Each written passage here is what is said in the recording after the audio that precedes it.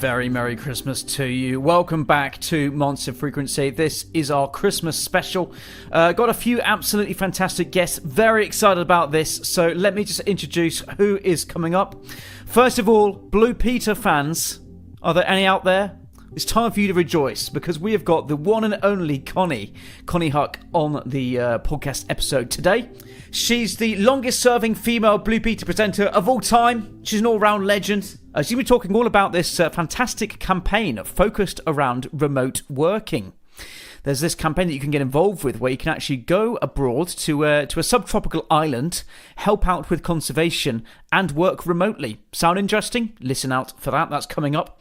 We've also got Paul Howard-Jones, Professor of Neuroscience and Education at the School of Education, University of Bristol. He's best known for presenting on the BAFTA-nominated Channel 4 series, Secret Life of 4-Year-Olds.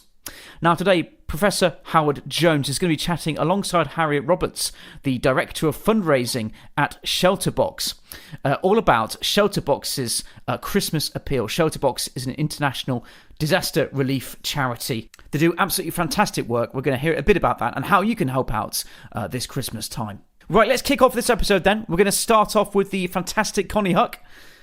And don't worry, folks, we are also going to be asking her to lay down a song request for your playlist. So straight after this episode, you better be getting it straight on. Give it a listen. Let's find out what she's going to have. Right, this is Konnie.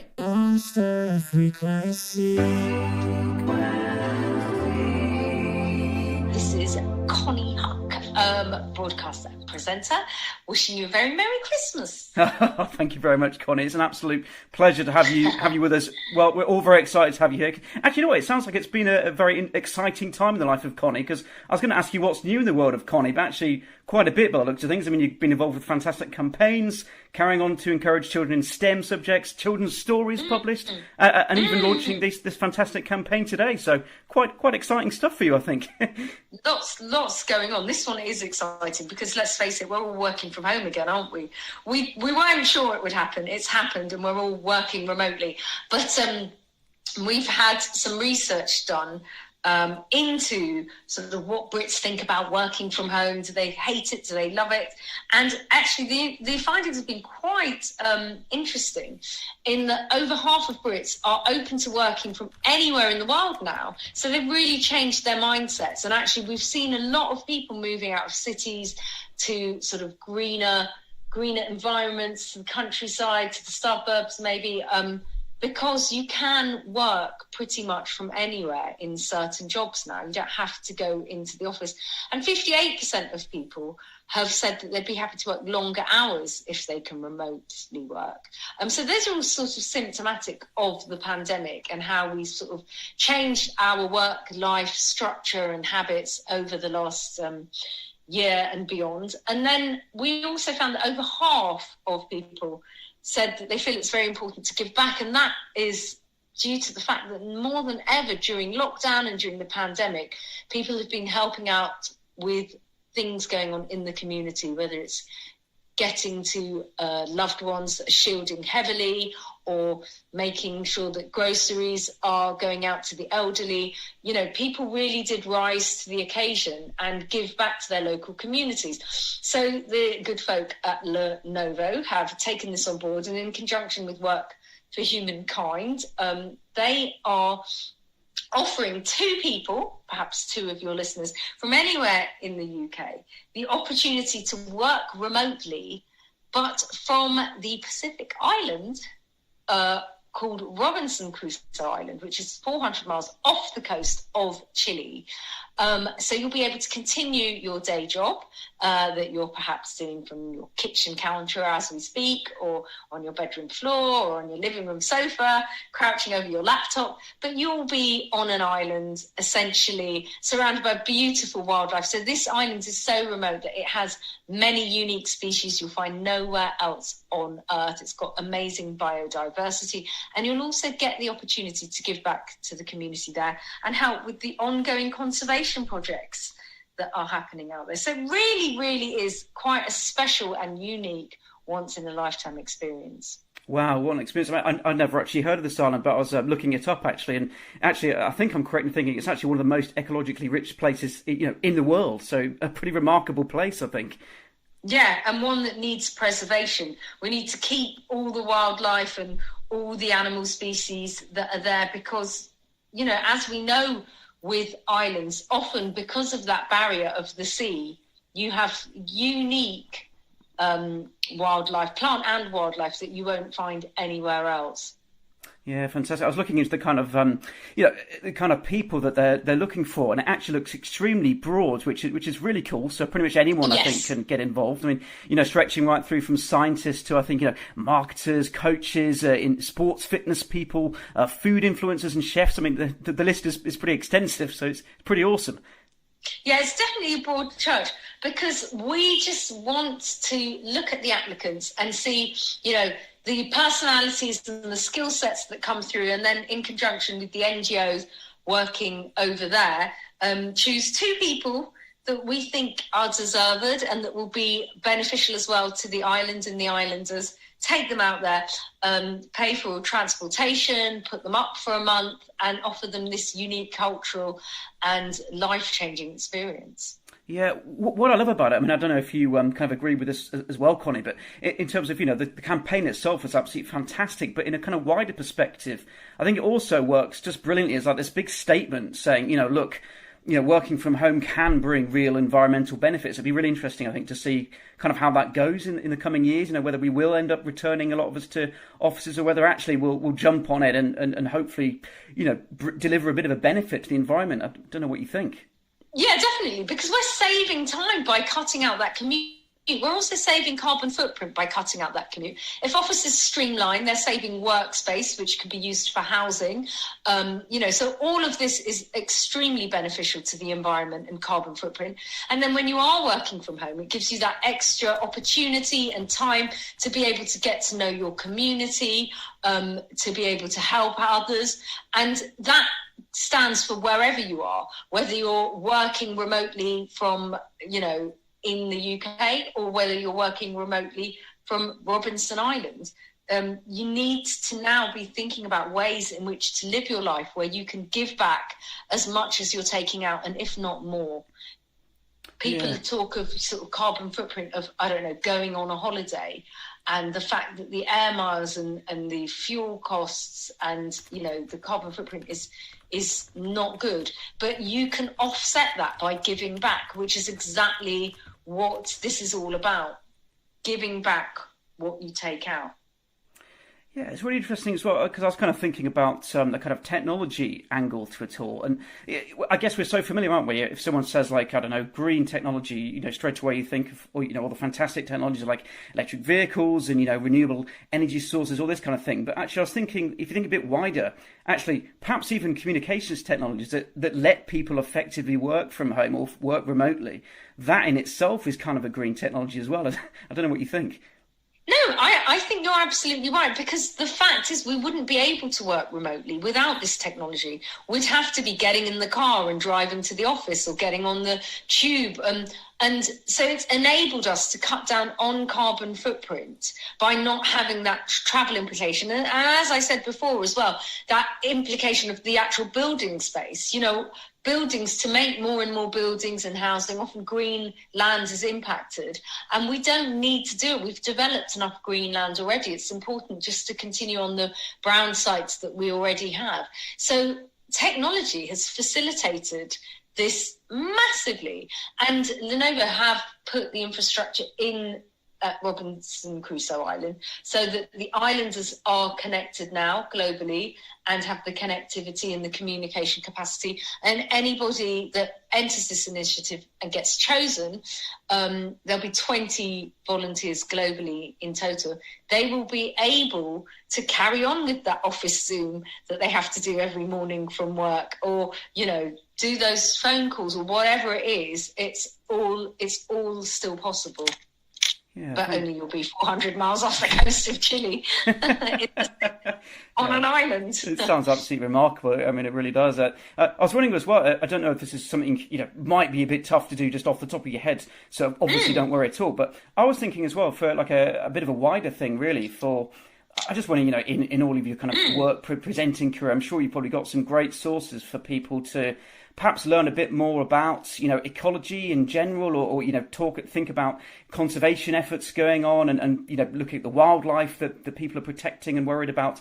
This might be tough, but I don't know if you had any kind of obvious advice for people who want to delve into that a bit more. I don't know. Yeah, absolutely. So basically, there's really, really good resources actually on the Greenpeace website, which are really good at, in particular, children often don't, it can be quite complicated, can't it? That you're told, don't use petrol and don't use plastic, but also eat less meat. And how does that all tie up, and how does that all tally? It can be quite confusing, and the polar ice caps are melting, and it can often be these disjointed things. And actually it all sort of boils down to the fact that it's all to do with the carbon that we're taking out of the earth that we never did for years and years and years. And now we've got these man-made substances, we've got petrol and plastic and all of this stuff. And nobody's returning that carbon back into the earth, which means to dispose of it. It's just carbon in the atmosphere, essentially, which means that the oxygen-carbon balance is being disrupted, which is bad for our breathing, bad for plant and wildlife species, bad for global warming. And all of those dots are connected with the resources that they have got on their website. The key things we need to be doing: looking after the oceans, looking after our greenery, living sustainably, and not using man-made materials. And it's really done quite nicely there. I also did a sort of educational video that sort of spells it all out, with the National Literacy Trust in conjunction with Greenpeace and the Mail Plus, which you can find online, which sort of spells it out very simply, so that you can join all the dots and understand how it all works together.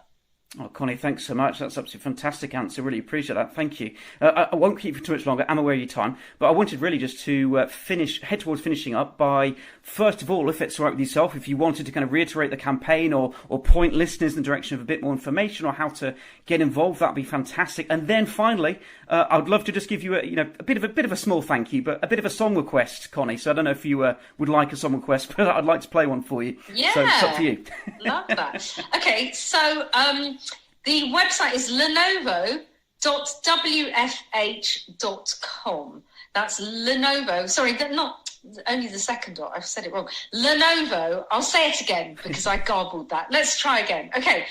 Lenovo. LENOVOWFH.com. Fantastic. And all the details are on the website. We're looking for 2 people from the UK who will apply by the 31st of December. And then basically you need to be free from March to April of 2022. And then you'll be flown out there, put up, and have the amazing experience of doing your current job, but from this unique, amazing island. And then also you'll get the opportunity to give back by helping with their conservation projects as well. So, I mean, who wouldn't want to do that? Who wouldn't want to? Sounds amazing. Thank you so much, Konnie. Very last thing then, song request time. Is it going to be busted? Because I'm pretty sure I'm right in thinking you were actually in one of their music videos in a bit of a special a few years back, right? That's right. Oh my goodness, I'd totally forgotten about that. Yes, I was, wasn't I? How did you remember that? Well, it's a bit of a storming appearance, wasn't it? It's Crash the Wedding, I think. I could get that on for you if you like. I wasn't going to request that, but if you want to, you can totally play that. I was going to request something else completely different, but it's your call. No, you go for it, Konnie. Whatever you want, it's going to come on. So what are you thinking? Let's go for I Got a Feeling by the Black Eyed Peas. Oh, awesome. It's coming straight up. Konnie, thanks so much. I will let you go and have a fantastic Christmas. Thank you. Thanks so much. Yeah, there we go then. Travelling abroad to help out with some conservation while continuing to work remotely. Sounds pretty cool, doesn't it? Anyway, right, moving on with this very special Christmas episode then. Next up, and I think it really is important at Christmas time to think about those less fortunate, This next piece is all about Shelterbox, the international disaster relief charity. They do some fantastic work. We're going to get the director of fundraising, that's Harriet Roberts, on the episode now to talk a bit about this. She's joined by Professor Paul Howard Jones. Now, he's actually been recently on the BAFTA-nominated Channel 4 series, Secret Life of 4-Year-Olds, and he's actually on hand today to give his insights into the latest campaign focused around helping people in Syria. And here they are, folks. My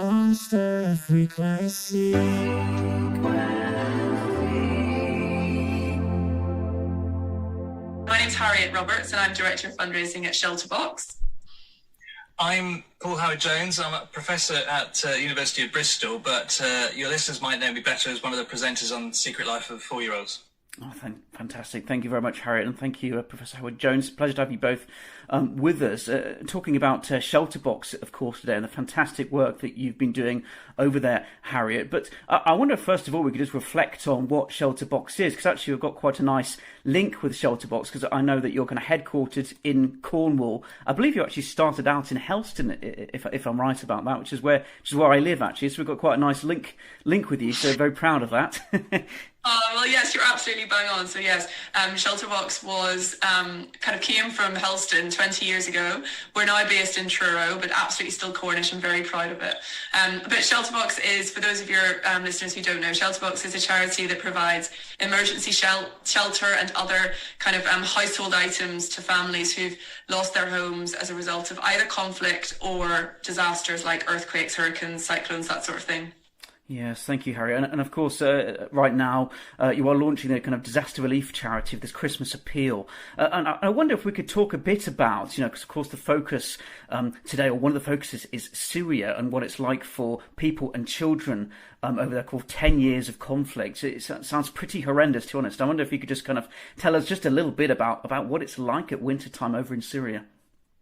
Yeah, so as you said, Ben, so it's been 10 years since the conflict began in Syria, which is almost hard to believe. And Shelterbox have worked in Syria for 8 of those 10 years. So we've helped a lot of people. We've helped about 400,000 people in that time. And what people maybe don't understand about Syria is how cold it gets in the winter. It can be very cold, regularly kind of freezing, and also extremely wet. So if you're a family in a displacement camp who've had to leave their home with really very little, then having a roof over your head so you can stay dry, but also having items like blankets so you can stay warm, mattresses that you can sleep on so you're not sleeping on a wet, cold floor, and even things like kitchen sets so that families can spend time together and cook and eat together. All of these things make such a huge difference, and that's what Shelterbox provides. Oh, thank you, Harry. I'll turn to yourself, Professor Howard Jones, if that's okay, just for a second, because, of course, getting your kind of insight into what this must be like for the Syrian children will be, well, I think really important to kind of have a bit of a think about. I mean, what is this like? 'Cause, I mean, to a layperson like myself, it sounds like it must be absolutely horrendous for those children. Yeah, I mean, I think this is one of the things that's not often thought about, is the effect of living in an insecure environment and a difficult environment like that on children's learning and development. And those effects, can roll on for a lifetime. And we take it for granted quite often that the safety and security of our home. But if you're living in a place where you feel unsure and insecure, that drains away the capacities of both the parents and the children to have the sorts of really important interactions, that you need for learning and development. Yeah, I mean, I'm just looking at the kind of a release in front of me here, and I'm thinking about play, being so crucial to a child's development. And I'm just thinking, obviously interesting to get kind of an expert's perspective on this, but that must be just one of those crucial things which is probably at the back of people's minds. If they're just thinking about survival and getting through the day, that must just get pushed out the picture. Yeah, I mean, that's exactly it.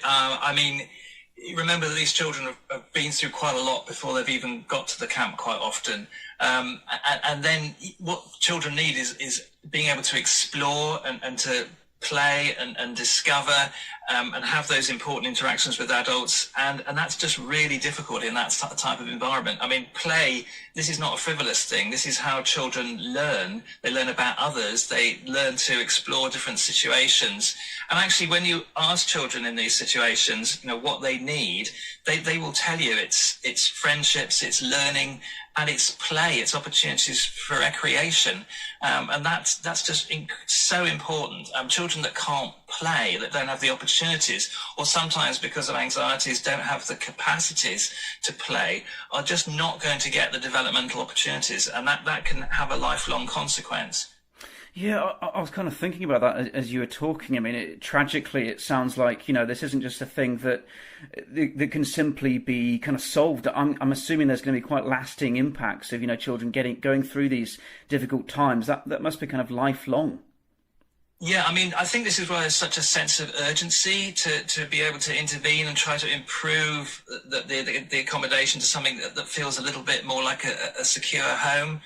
It's just so important. You can think about the physical importance of that in terms of being warm and comfortable, but there's a massive psychological impact on it as well. And that's, most important actually for the children, because they need that environment to be able to develop properly. And kind of off the back of that kind of urgency issue, which I think is, really, really important. Thanks, Professor Howard Jones, for that. And this one's kind of open to you both, I suppose, whether you'd like to jump in. But I'm kind of imagining this is coming at a really, really bad time this year, of course, because of the impacts of coronavirus, which we're all kind of familiar with. But over in Syria, where they're already having to deal with such hardship, this must just be a kind of completely insurmountable issue for so many people. I mean, I'm just looking at the kind of vaccine rollout figures, and they're really not great over in Syria. So this must just be another issue on top of all of this that just makes it so difficult. Yes, Ben, you're absolutely right. It's a crisis on top of a crisis, really. And so for the last couple of years, Shelterbox has been sort of not just giving things like tents and blankets and solar lights to these families, but also adding additional items that will help them to protect themselves against coronavirus, things like face masks, things like soap and hand basins. And all of these things are designed so that they can sort of create a safe space, but also distance themselves from other families as well if they need to. So as you say, the vaccine rollout rate for Syria is looking very, very low. But hopefully with some of these other measures in place, we can certainly give families or empower families to make choices themselves and protect themselves. Yeah, thank you. I think the kind of sense of urgency really is coming through here, and I guess the really obvious thing to ask at this point, and turning to yourself, Harry, all the fantastic work that Shelterbox has been doing. How can our listeners get involved, and how can they help? Yeah, so I mean, we would absolutely love for people to find out a little bit more about who we are and who we help. So if you wanted to visit our website, which is shelterbox.org, have a read, and then hopefully maybe you'll consider giving a donation to us this year. So yeah, just Google Shelterbox and you'll be able to find our website or our social media channels. Yeah, that's fantastic. Because I was thinking, of course, the ever important donations, but I don't know whether there's anything else that you kind of like people to take note about, whether it be, I don't know, I mean, you've kind of said it there already, but, following what you're doing, that could be on social media, on your website, keeping up to date with what Shelterbox is up to, and just, knowing what they can do to assist, with your various campaigns. I think that would be really useful for people. Yeah, definitely. And, we're, as I say, we're really proudly Cornish. So the more people who know us and know who we are and how they can get involved, either through donating or supporting us in different ways, volunteering, then our website has all of that information. And we're very welcoming to anyone who wants to find out more. Well, that's it from me for now. I really hope you've enjoyed this episode of Monster Frequency, and all that is left to do is to wish you a very, very Merry Christmas, and please have yourself a fantastic New Year. Bye!